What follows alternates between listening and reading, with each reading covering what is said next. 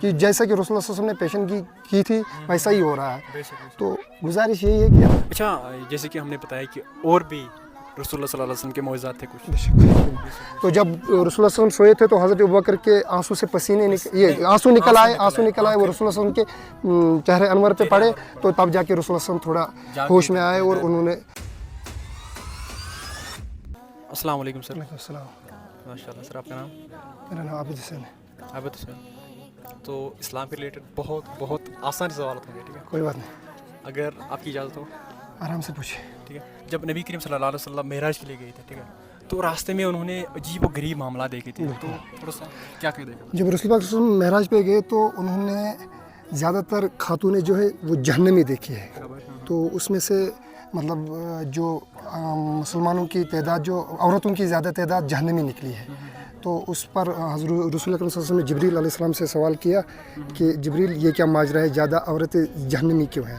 تو جبریل علیہ السلام نے فرمایا کہ مطلب جو یہ عورتیں ہوں, ایک تو یہ بے پردہ ہوتی ہے, ان کے بال ننگے ہوتے ہیں, بد زبانی ہوتی ہے, اور بہت سے مسائل ہیں کہ جو عورت میں آج پائے جاتے ہیں. ہاں بے شک, جو آج کل مطلب ہم یہ سمجھتے ہیں کہ یہ غیبت, بالکل غیبت ہے, بہت ساری چیزیں ایسی دور میں. بالکل بے شک یہ چیزیں رسول اللہ صلی اللہ علیہ وسلم نے مطلب اپنی امت میں مطلب پیشن گوئی بھی کی تھی, کیا ہونے والا ہے میرے امت کے ساتھ, اور کون لوگ وہ ہوں گے جو جنت میں جائیں گے.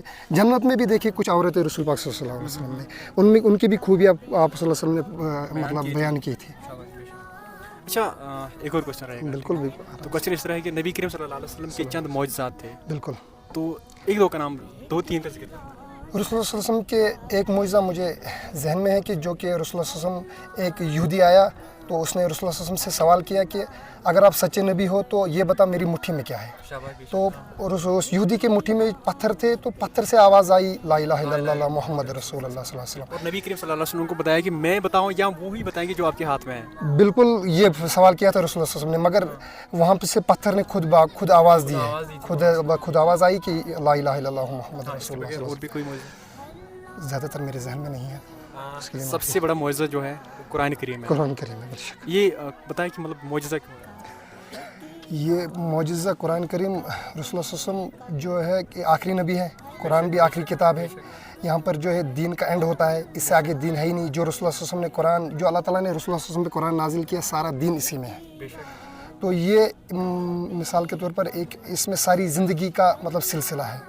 یہ بھی ایک معجزہ ہے. مطلب پوری زندگی قریباً 1,24,000 پیغمبر ہے, تو ساری زندگی 1,24,000 پیغمبروں کی بھی اسی قرآن میں پائی جاتی ہے. کس پیغمبر نے کس حساب سے زندگی گزاری, یا قوم عاد ہے, قوم سمود ہے, سب کا ذکر اسی قرآن میں. اس حساب سے یہ معجزہ ہی ہے میرے حساب سے. یہ اس لیے ہے بیکاز حضرت اللہ رب العزت نے فرمایا کہ اگر میں نے اس قرآن کو پہاڑوں پہ نازل کیا ہوتا, بالکل وہ ریزہ ہو جاتے ہوتے, کیونکہ پھر جب رسول اللہ صلی اللہ علیہ وسلم پر نازل فرمایا, ٹھیک ہے, جس کی وجہ سے یہ ایک معجزہ بنا. اس میں ایک آیت بھی ہے, وہ لرأیت خاشعا متصدعا من خشیۃ اللہ.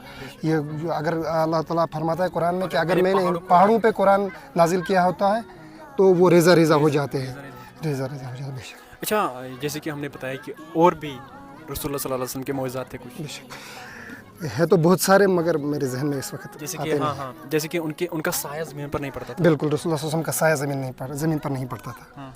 اس کے بعد جب وہ ان کا پسینہ آتا تھا, وہ خوشبودار سے بھی زیادہ خوشبو. رسول اللہ صلی اللہ علیہ وسلم کا پسینہ جو ہے, رسول اللہ صلی اللہ علیہ وسلم جب وضو کرتے تھے تو صحابی جو ہے رضی اللہ تعالیٰ عنہ, وہ رسول اللہ صلی اللہ علیہ وسلم کا جو وضو سے جو گرتا ہوا پانی ہے نا, وہ اپنے چہروں پہ ملتے تھے. رسول اللہ صلی اللہ علیہ وسلم کا جو پسینہ نکلتا ہے اس میں خوشبو ایسی آتی تھی, خوشبو سے نکلتی ہے. بالکل بے شک. جب نبی کریم صلی اللہ علیہ وسلم غار ثور میں تھے, بالکل, ٹھیک ہے, تو غار ثور میں جب حضرت ابوبکر صدیق رضی اللہ عنہ کو کسی نے وہاں تکلیف دی تھی, بالکل, کس نے؟ سانپ نے دی تھی. تو رسول اکرم صلی اللہ علیہ وسلم حضرت ابوبکر کے ساتھ ٹیک لگائے بیٹھے تھے, آرام فرما رہے تھے حضرت ابوبکر صدیق کے گود میں.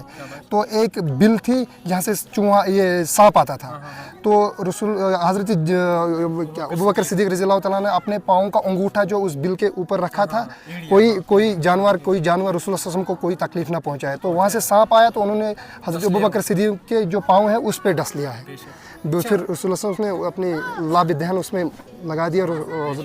तो जब रसूल सल्लल्लाहु अलैहि वसल्लम सोए थे तो हज़रत अबू बकर के आंसू से आंसू निकल आए, वो रसूल सल्लल्लाहु अलैहि वसल्लम के चेहरे अनवर पे पड़े, तो तब जाके रसूल सल्लल्लाहु अलैहि वसल्लम थोड़ा होश में आए और उन्होंने ये माजरा किया। बिल्कुल एग्जैक्टली। माशाल्लाह, ये लीजिए हमारे तरफ से एक रिवार्ड, ठीक है। चलो शुक्रिया। तो आप इसको पढ़ लेना और आपको इस्लाम के रिलेटेड बहुत बहुत कुछ सीखना। शुक्रिया, ठीक है। तो आखिर पे आपकी कोई मैसेज रहेगी स्पेशली आज की जनरेशन तक?